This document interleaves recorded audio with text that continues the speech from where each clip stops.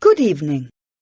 3 years ago tomorrow, a young man survived an airplane crash and then lived 10 days in the jungle before he was rescued. It's an incredible story, and here to tell it is the man himself, Conrad Mendez. Hello, it's good to be here. So, Conrad, tell us your story. You were on the plane to Peru, right? Right.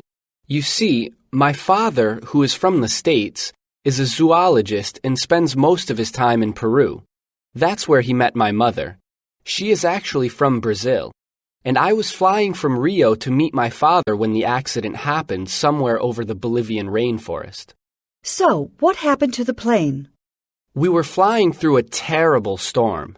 There was a lot of turbulence, and I couldn't see outside. It was so dark.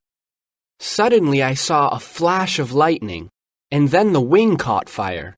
Within minutes, it broke apart and the plane started going down. As you can imagine, I was terrified. Suddenly, I realized I was not in the plane anymore, and I was flying down towards the jungle, still strapped to my seat. I thought I was going to die. What are the chances of surviving a plane crash, right? But I did. Luckily, the trees are very thick in that part of the rainforest, and they broke my fall.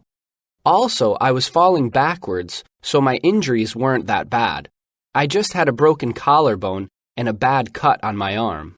That's amazing. But then, you still had to deal with the jungle. I wasn't too scared of that.